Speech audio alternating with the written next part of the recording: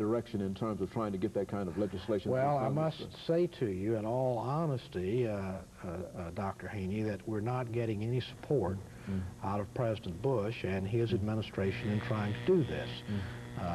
We're going to continue to try to persuade the administration that we want to work with them to try to develop an economic stimulus program for all of the country.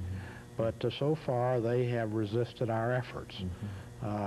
And I think it's really critical that we get some economic stimulus going in the country, because if we let ourselves just sort of wobble out of this recession with no substantial economic growth, we fall off into another recession a year or two down the line, we're going to see the standard of living and the quality of life for all of our people continue to decline.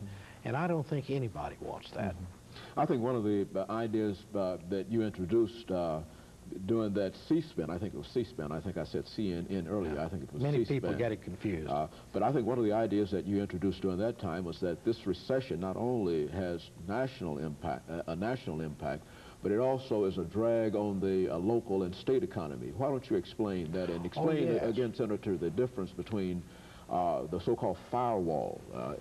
Many of our audience viewers might not understand about the difference between the military aspect of the budget and the social aspect of the budget. And why don't you talk about that for a while? Well, Dr. Haney, I want to say that you are a very astute watcher of C-SPAN. You to pick up these things. But number one, the state and local governments, the state of Tennessee, the city of Nashville, as a result of the economic recession, less taxes are being paid in because people are unemployed. They, in turn, are laying off city or state employees and also damping down on state and local government spending for education, roads, a whole host of things. This puts an economic drag on the whole economy. And we totaled up the economic drag of all the states and local governments probably amounts to about a $50 billion anchor that we're trying to pull along here as we move to economic recovery. Senator Sarbanes and I felt that it might be worthwhile to flow some federal funds back to state and local governments and let state government and local government use these funds to get state and local government programs going, rehire teachers that had been laid off, sanitation workers that had been laid off, put everybody back to work. And this would stimulate the economy.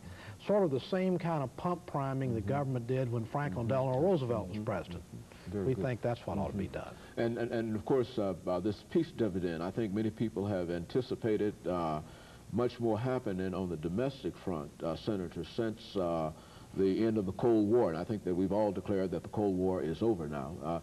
Now, what about this peace dividend? Do you think that we'll be able to, those of us who are concerned about domestic programs and whatnot, do you think that we'll be able to get anything out of that peace dividend? Well, the Cold War is over, and we won it. Now, we're having a tough time getting some people to understand that. They want to keep on flowing hundreds of billions of dollars into the military budget, continuing to buy super sophisticated, highly expensive weapons like the B-2 bomber that we really don't need in this world we live in now. The Secretary of Defense, Mr. Haney, said that the peace dividend is peace, period. Well, that is, we're delighted to have the peace, but I think also we can reduce the defense spending rather substantially over a period of years and flow that money back into programs for our people. I think it's time that we start investing in our people once again, investing in America once again.